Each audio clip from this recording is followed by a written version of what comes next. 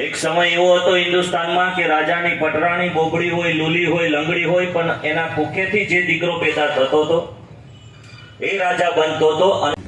નમસ્કાર, હું કિરીટ પટેલ, જૂનાગઢ જિલ્લા ભારતીય જનતા પાર્ટી પ્રમુખ. આજના વિસાવદર ખાતે મધ્યસ્થ કાર્યાલયના ઉદ્ઘાટન પ્રસંગે અમારા ભાષણથી કોઈ સમાજને ઠેંચ પહોંચી હોય તો હું ક્ષમા માગું છું. અમારો ધ્યેય કોઈ એવા પ્રકારનો નથી. ભારતીય જનતા પાર્ટી એ દરેક સમાજને સાથે લઈ અને ચાલનારી પાર્ટી છે.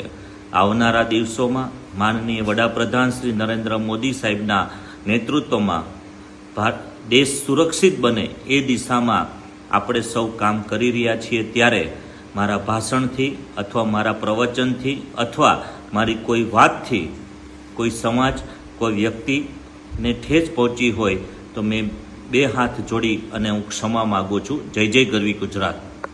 એક સમય એવો હતો હિન્દુસ્તાનમાં કે રાજાની પટરાણી બોબડી હોય, લૂલી હોય, લંગડી હોય, પણ એના કુખેથી જે દીકરો પેદા થતો હતો એ રાજા બનતો હતો.